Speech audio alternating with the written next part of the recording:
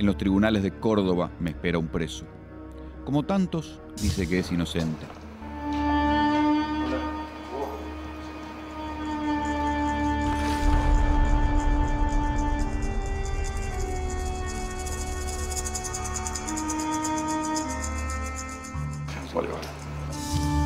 El preso se llama Síntora, Hugo Síntora. Alguna vez fue policía. Lo acaban de condenar a cadena perpetua. Declarar a Oscar Hugo Síntora coautor penalmente responsable del delito de homicidio doblemente calificado por alevosía y en consecuencia imponerle la pena de reclusión perpetua. ¿Sabes lo que soy de esta causa yo? Un forro. Un forro. Eso ha sido, discúlpeme la expresión. Yo soy un forro en esto. No tienen cómo cerrar esta causa. La única forma de cerrar la causa esta metiendo a un pobre tipo como yo. Síntora es por ahora el único condenado por un crimen cometido hace 14 años. Un crimen por encargo que desató la decadencia de uno de los hombres más poderosos de la Argentina, Eduardo Angelós. Angelós, por entonces gobernador de Córdoba, nunca se repuso del escándalo que provocó el crimen del ex senador provincial Regino Mathers, un ingeniero y militante radical de bajo perfil que se enteró de algo que lo llevó a la tumba.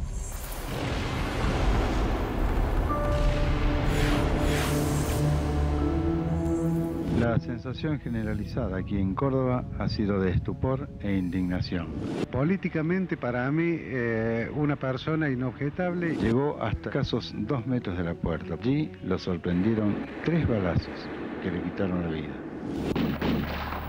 Los 2 balazos de 9 milímetros fueron certeros. El primero ingresó por la espalda, a la altura del riñón derecho. La sospecha es que el radicalismo de Córdoba o fue cómplice o no hizo demasiado para ayudar a esclarecer el asesinato. En Córdoba no existe la impunidad. En el mismo barrio de casas sindicales donde mataron a su hermano, sigue viviendo Teresa Mathers. Esta es la casa, ¿viste? Está como abandonada. Me avisaron a mí que las persianas que han roto. Aquí cayó Regino. Y ahí le tira. De acá. De ahí le tira. El cuerpo, Regino cae hacia el lado izquierdo, ¿no es cierto? Así, acostado con la cabeza en el suelo. El segundo balazo terminó de la misma forma. No tardó más de 3 minutos en morir. Era un claro homicidio por encargo, digamos. Exactamente. Desde el primer momento se dijo que no era un robo común, porque evidentemente no se robó nada. Yo descarto la posibilidad de que este acontecimiento que nos duele tanto a los radicales y a los cordobeses haya tenido algún móvil de tipo político. En el hall de ingreso del hospital privado estaba la plana mayor de la policía, pero estaba Caferata Nores y Mario Negri. Mario Negri, que era vicegobernador a cargo de la gobernación. El gobernador era Angelós. Entonces, dice Caferat, pero esto no es político. Y dice Mario Negro, esto es de polleras. Desde la estructura política comenzaron a hacer un manejo inmediato de que podía ser una cuestión de polleras, hasta que todo eso va quedando sin nada. Era un claro crimen político. Exacto, una verdadera ejecución. Le pido, le exijo al juez, en nombre de los cordobeses, que hunda el bisturí hasta el hueso y llegue hasta donde su deber lo obliga. El gobernador Eduardo Angelós prometía investigar, pero la investigación no avanzaba. ¿Quién había matado a Regino Mathers? Y sobre todo, ¿por qué? No era un denunciador público, ni era una persona de la que se conociese popularmente que estaba realizando investigaciones que podían comprometer al gobierno provincial de aquel entonces. Era un hombre de una sonrisa triste, de un aspecto apocado. No daba la sensación de ser capaz de llevar ninguna investigación, ni ningún escándalo, ni ningún puerto. Las hipótesis han sido muchas y todas escandalosas. Se ha hablado de que Mathers podía llegar a denunciar una red de juego clandestino ilegal. Después se pasó a la hipótesis de que Mathers podría haber tenido conocimiento sobre alguna red de narcotráfico que involucraba a algunos políticos importantes de la provincia de Córdoba. Regino estaba investigando algo raro en EPEC, las privatizaciones quizás. Luego se pasó también a la hipótesis, que fue en realidad una de las primeras, de que Mathers habría estado investigando ilícitos en la empresa provincial de energía de Córdoba, en EPEC, y que por el conocimiento que tenía de esos ilícitos fue que lo mataron. Él muere por lo que sabía de EPEC. ¿Qué pensás vos ahora? No por lo que sabía, por lo que molestaba. en EPEC. EPEC es la empresa de electricidad de Córdoba, un símbolo de la provincia.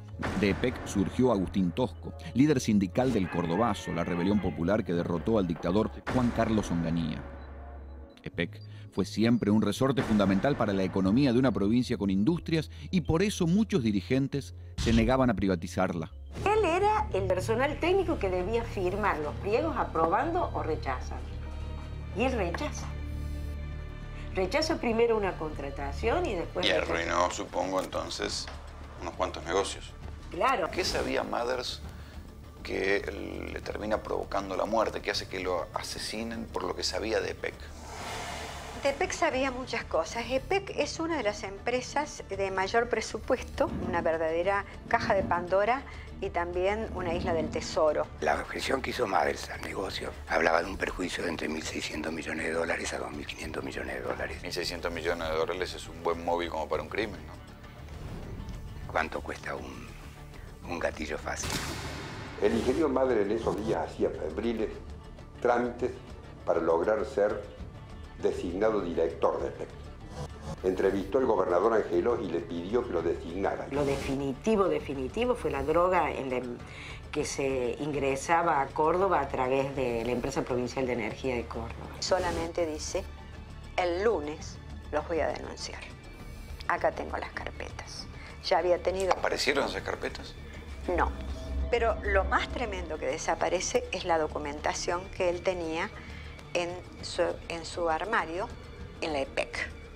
Si estaba en una investigación que guardaba relación con millones de dólares y con intereses cuantiosos, ¿cómo es posible que no haya habido un solo papel? La gente sindicalistas, que son los que van y me dicen, me señalan, que se emplearían el helicóptero de la empresa provincial de energía de Córdoba y camionetas de EPEC para traer la droga de los campos de personas muy allegadas al gobernador, el hijo de Angelós.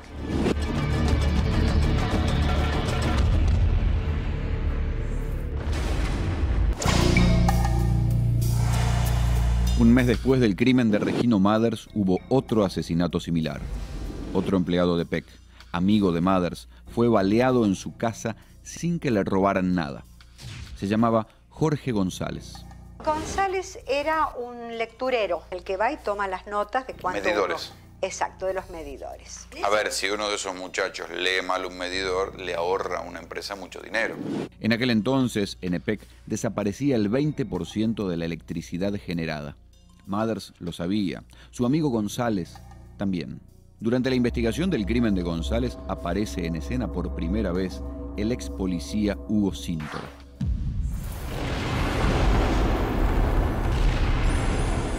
Cuando lo asesinan al señor González, van dos comisiones policiales a mi casa precaria. Cuando nosotros llegamos al domicilio de Síntora, llega otra comisión policial, también con otra orden de allanamiento para la misma detención. El subcomisario Luis Tula nunca olvidará aquella noche. Por detener a Síntora, casi lo matan. Me cargan un escopete en la cabeza porque era tan el afán de llevarlo y se suponía, ¿no es cierto?, en base a eso, que realmente Síntora lo iban a matar. Abro la puerta, él me abraza, se esposa conmigo y entonces viene la comisión policial que era mandada por no sé qué tribunal con la escopeta y todo, dice, bájalo, para, policía, gritaba el señor Tula. Yo le debo la vida al señor Tula. Pero usted me está diciendo concretamente, subcomisario, que había otra comisión policial que en la discusión le ponen una escopeta a usted en la cabeza y querían llevar detenido a Síntora y ustedes presumen que era para matarlo. Y sí, ya habíamos recibido la primera información del propio personal policial que trabajaba en inteligencia, donde nos avisaba por lo que sabía Síntora de la causa Mathers, que podía llegar a involucrar a políticos o a determinados jefes, altos jefes policiales. Por esa información que él sabía, iba a ser asesinado. ¿Usted cree que lo querían matar y atribuirle el crimen de Mathers? Yo no es que lo crea, eso lo afirmo. Ahora, es casi de novela policial de manual, ¿no? Que una vez cometido un crimen, hay que matar al asesino por encargo. Había que matarlo. Si llegaba a caer él detenido podía llegar a involucrar a determinados políticos o a determinados altos jefes policiales. Estoy preso, yo tengo temor por mi familia, yo no puedo venir a decirle a usted, sí, fue fulano tal, porque no lo sé, no lo sé. Pero ¿quién era Hugo Síntora y por qué lo quería matar la policía cordobesa? Síntora era un ex policía que trabajaba para un determinado grupo de empresarios y estaba muy relacionado con el tema nuestro de inteligencia policial y a su vez de delincuentes comunes. Jamás pertenecí a un servicio de inteligencia, nunca. Síntora siempre insistió en su inocencia y mal no le fue. En 1992 fue sobreseído en el crimen de González y nunca encontraron pruebas para acusarlo del crimen de Regino Mathers. Hasta que muchos años después, olvidada en un juzgado de Córdoba, apareció una pistola. La pistola que mató a Mathers y había pasado por la casa de Síntora. Nunca esa arma tuvo en mi poder. Es una patraña esto, es una mentira. Se sabe entonces que la pistola que mata a Mathers estaba en poder de Síntora y estaba en su casa. Exacto. ¿Cómo se supone y por qué se supone que fue él el que disparó el arma? Porque él habría dicho, de acuerdo a algunos testimonios, que él lo había hecho. ¿Y usted piensa que yo voy a tener esa arma en mi casa? Caliente. ¿Y por qué un tipo como Síntora se quedaría con un arma tan sucia? Vaya a saber, en una de esas la pensaba hacer desaparecer. Declarar a Oscar Hugo Síntora coautor penalmente responsable del delito de homicidio doblemente... De todos modos, Síntora fue condenado a prisión perpetua. Para la justicia, es uno de los asesinos de Regino Mathers, el autor de un crimen por encargo. Pero, ¿quién lo encargó? Sí, de ahí surge el nombre de Luis Medina Allende. Medina Allende era el operador de la mano sucia de Angelos. ¿Qué enfrentamientos había tenido él con Medina Allende? Los chicos de la juventud dijeron que lo tuvieron que separar a Regino de Medina Allende, pero se agarraban a trompadas, porque Regino le había dicho basta de corrupción y de droga. De ahí parte, ¿no es cierto?, que el crimen era ordenado por el ex diputado Medina Allende, quien le había ofrecido a Rocha buscar gente para cometer el homicidio. Lo dice Síntora y lo dice otro testigo. Esa reunión entre Síntora, Medina Allende y Rocha, ¿dónde había sido? En un bar en el centro. No recuerdo ahora, porque estaba ahí en el sumario. Medina Allende, una persona nombrada en el expediente, como que estaba buscando quién podía ser las personas que se encargaran de darle muerte a Mathers o hacer un atentado contra Mathers. Guillermo Johnson es hoy diputado nacional, pero fue el juez que primero investigó el crimen de Mathers. Johnson acusó al diputado provincial Luis Medina Allende de encubrimiento y cree que el crimen de Mathers lleva al propio exgobernador de Córdoba, Eduardo Angelos. La policía obraba como con un paraguas de alguien, la única, digamos, institución que podía darle esa cobertura para que se movieran de la forma que lo hacían, era el gobierno de la provincia. En Córdoba no existe la impunidad. Allí se dio una reunión con el gobernador, donde yo fui pensando que era mi aliado, pensando que hablaba con una persona que estaba tan comprometida como yo en descubrir la verdad. Le digo, hay una hipótesis muy importante, que estoy trabajando en otra causa paralela, que era la causa EPEC. Y él me dice, no lo busque por ahí, búsquelo por otro lado. Le pido, le exijo al juez, en nombre de los cordobeses, que hunda el bisturí hasta el hueso y llegue hasta donde su deber lo obliga. Yo empecé a advertir, tanto en la causa Mathers como en la causa EPEC, que estaba enfrentado a un gobierno. Ese Johnson es un absoluto inútil que permitió que se embarullasen las pruebas y que no existiese ninguna posibilidad a lo largo de 14 años de descubrir realmente qué pasó. Hoy, 14 años después, Medina Allende está en arresto domiciliario, acusado de ser el instigador del crimen de Regino Mathers. Pero la decadencia de Medina Allende había comenzado mucho antes, en 1993, cuando fue detenido y luego condenado por haber intentado una curiosa estafa, venderle una cárcel a un extranjero para que ponga un casino. Podría decirle a usted, en una amarga ironía, que soy un honesto estafador. Por escándalos como los de Medina Allende, el crimen de Mathers, los negociados en EPEC y la quiebra de las finanzas provinciales, el gobernador Eduardo Angelos finalmente renunció. Entrego mi cabeza porque no estoy dispuesto a presentarme de rodillas ante ningún tecnócrata mesiánico. ¿Algún comentario? No declaración. Apenas el beneficio de la duda lo hizo zafar a Angelós, tiempo después, de una condena por enriquecimiento ilícito. El abrazo con sus dos hijos, también investigados y ahora absueltos, fue la primera reacción del exgobernador. ¿Parado delante de la silla mirando al frente? Buenos días. Buen día. Su nombre completo, por favor. Eduardo César Angelós. Por ahora, el crimen de Mathers no llegó hasta Angelós. Él solo declaró como testigo. Doctor, en alguna oportunidad recibió Mathers en su despacho en el cual él le haya puesto el conocimiento suyo, informado sobre irregularidades o ilícitos en la EPEC. Nunca, jamás. Mire, es más, yo creo que el ingeniero Mathers nunca investigó este tema. Han pasado más de 10 años y el radicalismo provincial no ha podido sacarse de encima el mote o la mancha del caso Mathers. Son estas horas difíciles para la provincia. Como pocas veces se ha visto, una campaña se ha lanzado contra nosotros. Mirado ahora a la distancia, ¿Angelós tenía un lado mafioso? Angelós tenía un lado muy oscuro. Fui víctima de todas las injurias y calumnias que en esta materia pueden aprovecharse aquellos que a través de los medios de comunicación dejan planteado estas circunstancias. ¿Usted cree que Angelós lo mandó matar a Regino Mathers? Yo creo que la decisión fue directamente política. Si él agarró y dijo, mátenlo, elimínenlo o sáquenlo de algo, a quien se lo dijo, que yo creo que fue a Medina Allende, se lo dijo sabiendo cuáles podrían ser las consecuencias. ¿Usted cree que Angelós debería estar preso por el crimen de su hermano? Sí, hicimos denuncia y Angelós... ¿Usted tiene creencias religiosas? Sí, sí. Bien, ¿jura por sus creencias religiosas decir la verdad, sobre todo cuando sugiere y se le pregunte en esta audiencia de debate? Sí, juro.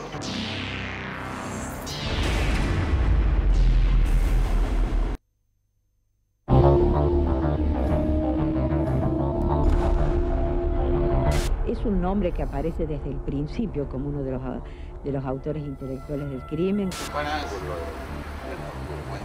Es la hermana de Regino Mathers, el político cordobés asesinado en 1991. La justicia ordenó la detención del exdiputado Luis Medina Allende como instigador del crimen. Yo podría decirle a usted, en una amarga ironía, que soy un honesto estafador.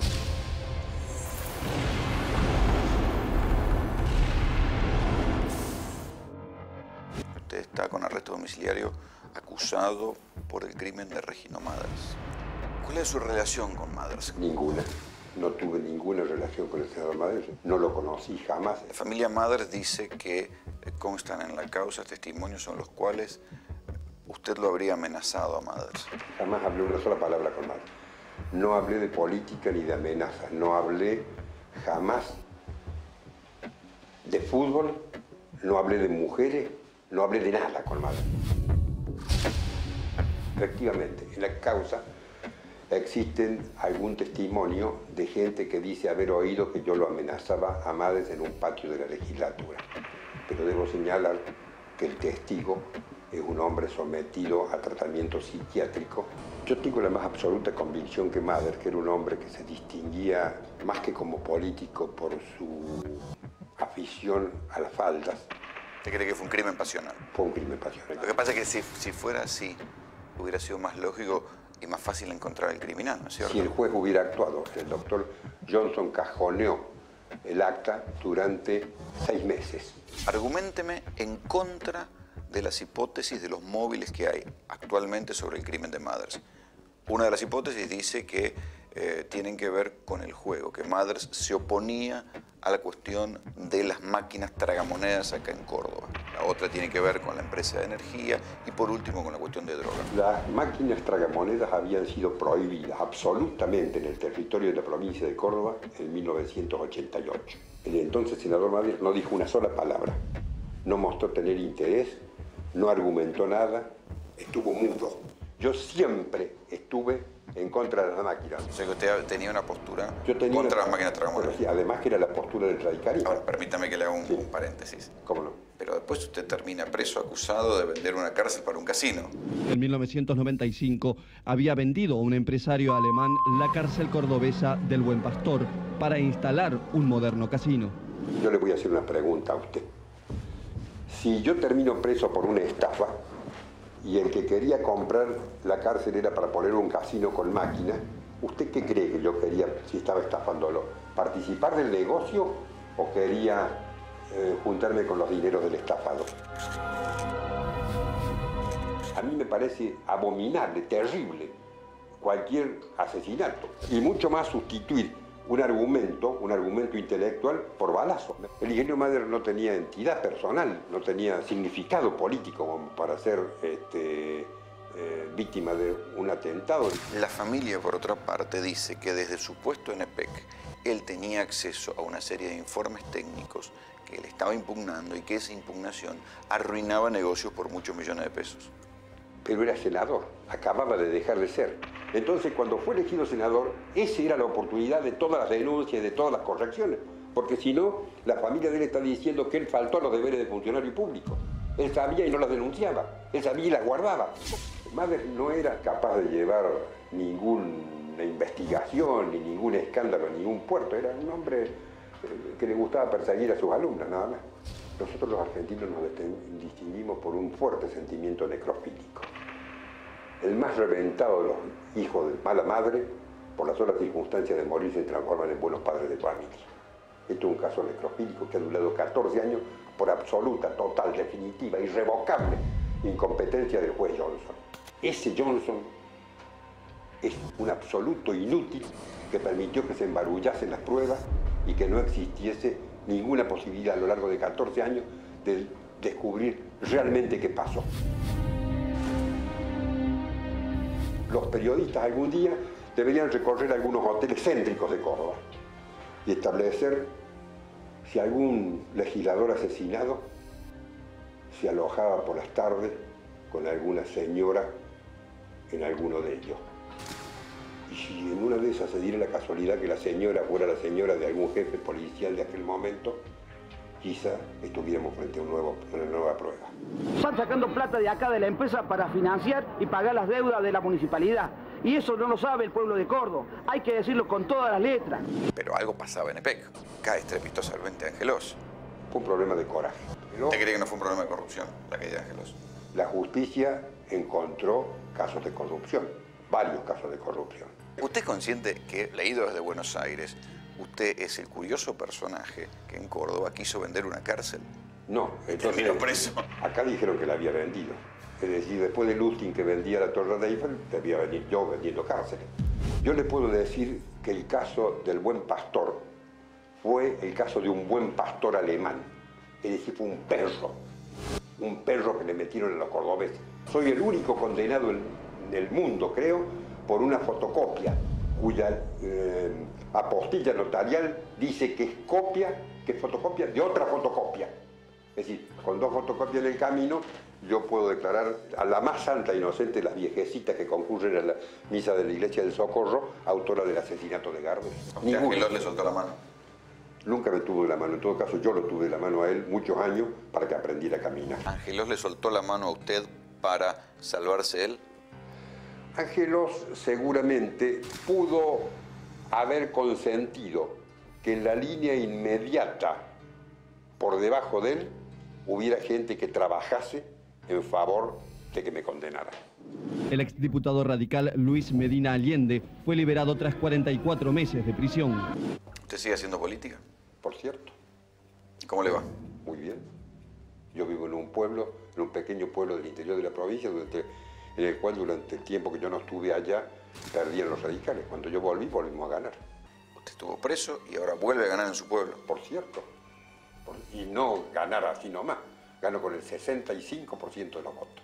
Usted es de la misma generación, más o menos, que de la Rúa. Entonces, de la Rúa, Angelos tienen todos más o menos la misma edad. Cuando ustedes eran jóvenes, si ustedes decían, bueno, ¿quién de nosotros va a llegar a presidente? ¿Usted por quién hubiera apostado? Hubiera deseado ser yo. ¿Por Alfonsín tampoco hubiera apostado? Yo no voté por Alfonsín en las internas partidarias.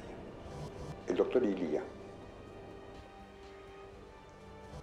una noche en Carlos Paz comiendo, me dijo textualmente: